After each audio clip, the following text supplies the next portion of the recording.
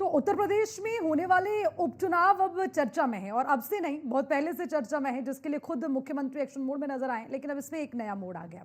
नया मोड़ कह लीजिए या फिर ये कह लें कि जो पुरानी चीजें थी वो अब कहीं ना कहीं सुलझती नजर आ रही है, क्योंकि अब आरएसएस ने कमान संभाली है। उत्तर प्रदेश में होने वाले उपचुनाव को लेकर आरएसएस ने बीजेपी के कमबैक को लेकर एक मेगा प्लान तैयार कर लिया है।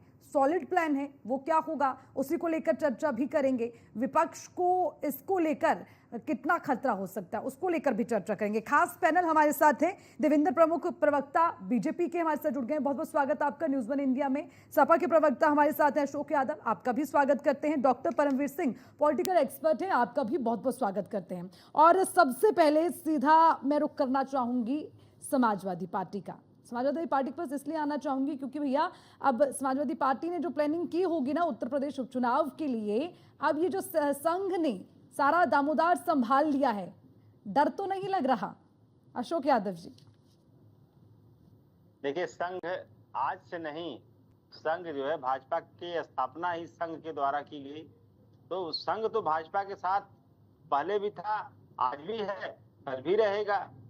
लेकिन संघ के लाख प्रयास के बाद भी भाजपा को हम ही लोगों ने इंडिया गठबंधन और समाजवादी पार्टी के नेतृत्व में उत्तर प्रदेश से 43 सीटों पे हराने का काम किया है।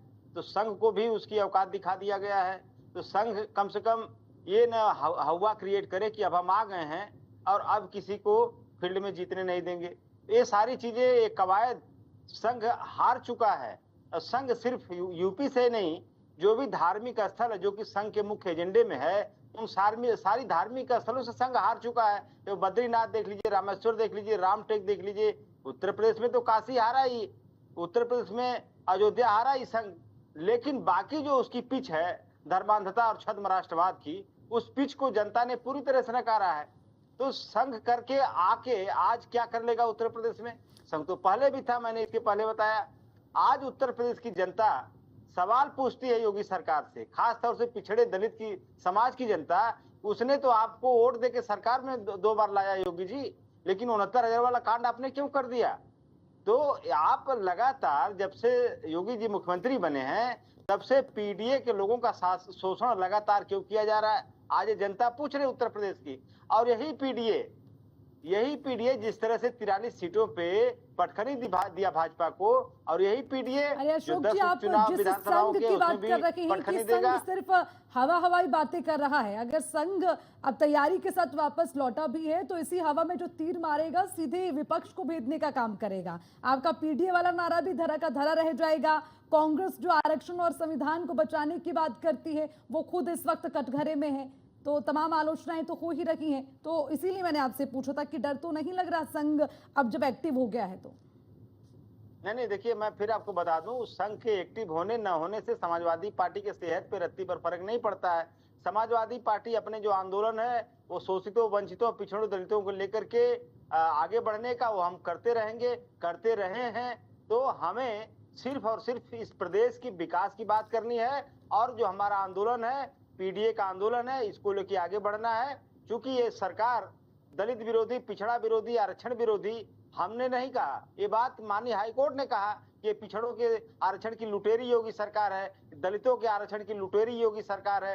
तो इस लुटेरी सरकार को उत्तर प्रदेश की जनता यहाँ पे उत्तर प्रदेश भगाने का मन बना चुकी है। इसमें संघ का क्या पन्ना बिगाड़ लेगा? कैसे शब्दों का इस्तेमाल करें? क्या यही बिल्कुल यही लिखा था क्या टिप्पणी जो की गई है सरकार को? नहीं, बिल्कुल।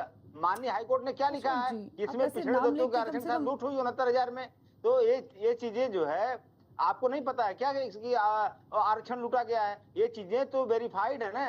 ये चीजें योगी सरकार कन्विक्टेड है, जो कि मुकदमे में एक होता नहीं कि मुकदमा चल रहा, अभी तो अंडर ट्रायल है, लेकिन मुकदमे का फैसला आ चुका है अर्चना जी, और उस फैसले में योगी सरकार दोषी पाई गई आरक्षण के लूट में। अब इसमें क्या कहना, क्या सुनना, क्या बाकी रह गया बताइए? लूंगी जवाब इस पर भी। ठीक है, बने रहिएगा अशोक जी। देवेंद्र जी, आपसे जानना चाहेंगे, अब देखिए तैयारी पूरी तरह से उपचुनाव की है, और इसमें जो अच्छी बात है वो ये है कि अब बीजेपी और संघ चलने वाले हैं। हालांकि सबने देखा कि लोकसभा चुनाव के दरमियान जो तस्वीर थी वो थोड़ी अलग थी। अब चाहे आप उसे एक परिवार के अंदर मतभेद कह लें, नाराजगी कह लें, वो नाराजगी दूर होती नजर आई है। आरएसएस ने कमान संभाल ली है, बीजेपी के कमबैक के लिए मेगा प्लान तैयार कर लिया है, सॉलिड प्लान के साथ वापस आने की तैयारी है। तो इस पर आपको क्या लगता है कि जो नुकसान झेलना पड़ा लोकसभा चुनाव में, अब उसका बेनिफिट ले पाएंगे आप?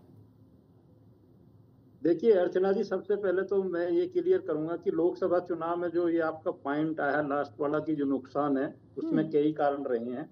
कभी कभार व्यक्ति जो है अपनी बात ये एक बड़ा जो कारण, ये ताकिर एक बड़ा किस्म के कारण होते रहा। हैं। आप जानते हैं कि इसका शोर था चुनाव के बीच। आप इससे अगर मुकर जाएंगे तो फिर मुझे जेपी नड्डा का वो बयान भी सुनाना पड़ेगा जो सबसे ज्यादा चर्चा में नहीं रहा। नहीं, मैं उसके आ बाद जाऊंगा फिर अपनी मोहन बात भागवत का बयान भी पर। मुझे आप मुझे मौका जो दीजिए, जी मेरी इसीलिए मैं कह रही मेरी हूँ। बात बताइए पूरी बताइए होगी। बताइए। मैं ये कहता हूँ कि सातिर दिमाग के जो व्यक्ति हैं कभी कभार इस तरह से बात रखकर घुमा देते हैं कि भाई संविधान बदल दिया जाएगा, भाई आरक्षण छीन लिया जाएगा और कई लोकतंत्र खत्म हो जाएगा। इस तरीके के बयान जब चलते हैं तो कभी कभार भोले भाले लोग जो हैं कुछ हद तक नुकसान हो सकता है, और ये चीज हुई है लोकसभा के चुनाव। और रही बात संघ की, आपने संघ पे क्वेश्चन किया है। जी देखिए राष्ट्रीय स्वयंसेवक संघ जो है वो उनके लिए राष्ट्र सर्वोपरि है, वो कोई राजनीतिक पार्टी नहीं है। और संघ ने कई बार यह भी कहा है कि भाई कांग्रेस से, अदर्स पार्टी से हमें कोई दुश्मनी नहीं, जो राष्ट्र के प्रति समर्पित है, जो राष्ट्र की बात करता है, जो राष्ट्र भावना की बात करता है, जो राष्ट्र के विकास को लेकर चलता है, हम उसके साथ खड़े हो जाते हैं। अब इसमें भारतीय जनता पार्टी की बात जब आती है संघ की, तो इसमें हमें कोई गुरेज नहीं कहने में कि संघ हमको मार्गदर्शित करता है। संघ पार्टी नहीं है लेकिन हमें मार्ग में सहयोग मिलता है, इसमें कोई बुराई थोड़ी है जो सच्चाई से स्वीकार करने में, क्योंकि संघ भी वो ही चाहता है जो भारतीय जनता पार्टी करती है। और भारतीय जनता पार्टी भी नेशन फर्स्ट, सिवा राष्ट्र के लिए सोचना, राष्ट्र के विकास के लिए सोचना। और जिस तरह से अशोक जी हमें आईना दिखा रहे हैं, भाई आप एक बार देख लीजिए अशोक जी, अगर थोड़ा सा पीछे चले जाएंगे तो क्या क्या बदलाव हुआ है।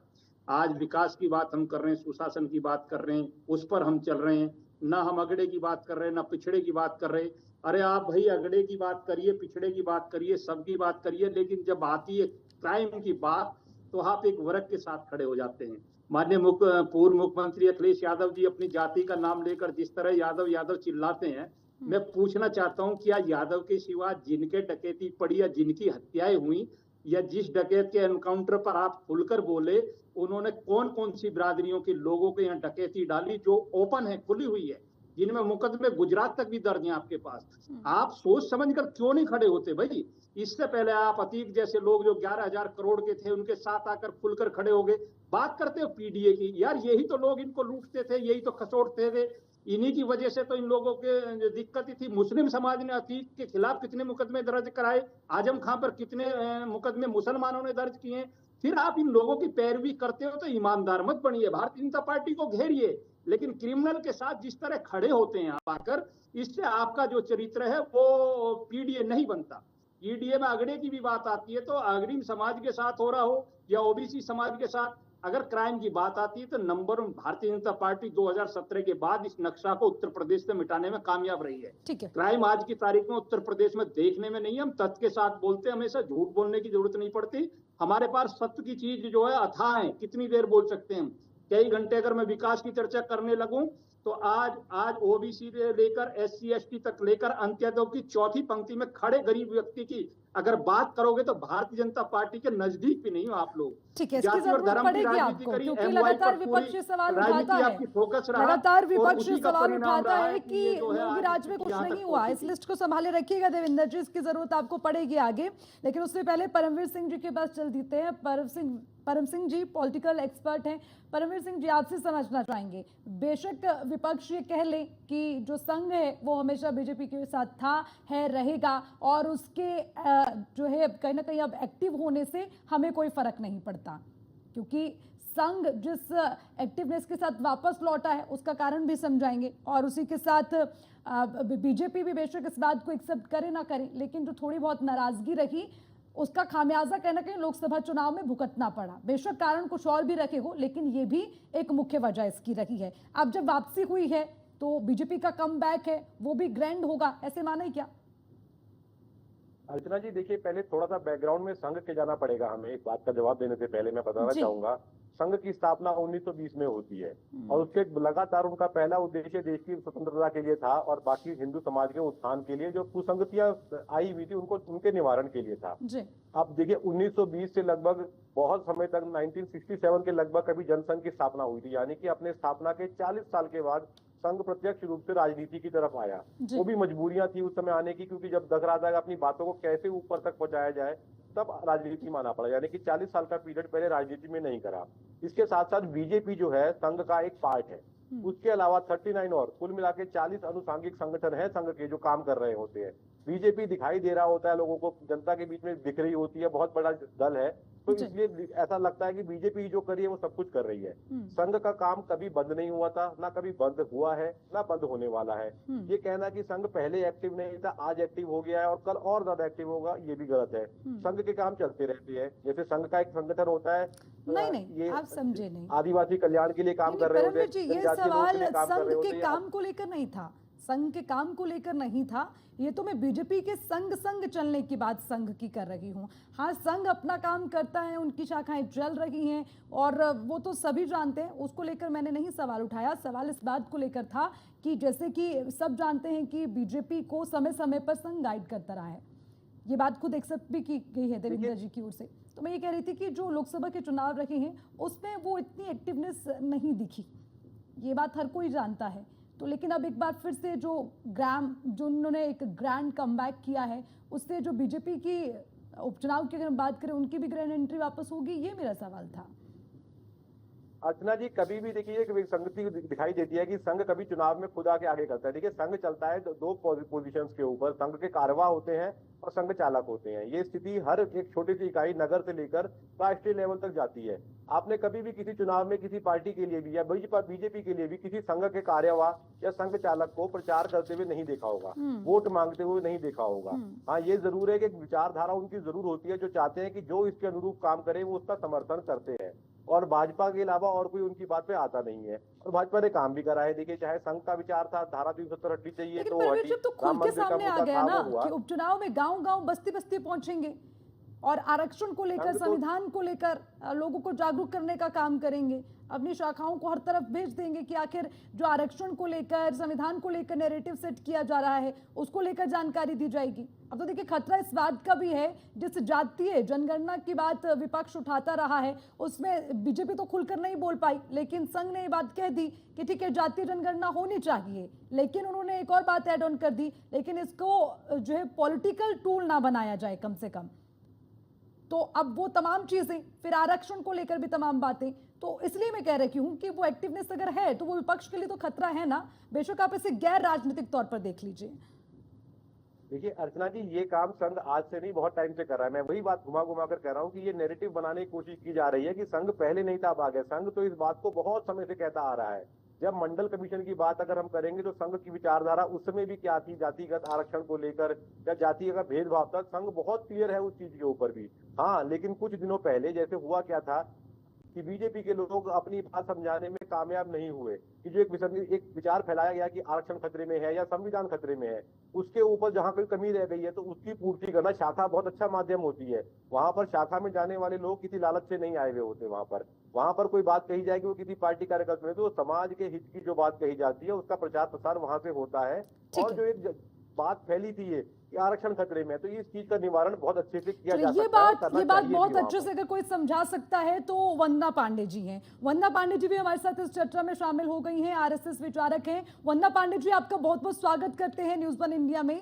और उसी के साथ एक बहुत महत्वपूर्ण सवाल आपसे भी, क्योंकि इस बार जो उपचुनाव होने वाले हैं उत्तर प्रदेश में, उसमें संघ की भूमिका बहुत बड़ी नजर आती है कि आखिर जो संविधान, आरक्षण, जातीय जनगणना की बात होती है, उसको लेकर संघ ये कहता है कि हम गांव-गांव, बस्ती-बस्ती जाकर लोगों को ये समझाएंगे, बताएंगे, जातीय जनगणना को लेकर भी तमाम जानकारी दी जाएगी। तो वो एक एक्टिवनेस जो नजर आती है यहाँ पर, और जो संघ ने ये पूरा दारोमदार संभाल लिया है, मोर्चा संभाल लिया है, क्या इसके पीछे की वजह समझ आती है?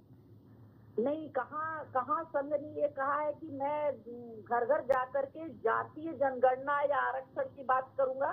ऐसा कभी संघ नहीं कह सकता है। संघ जाकर के घर घर में राष्ट्रभक्ति के अलग जगाता है।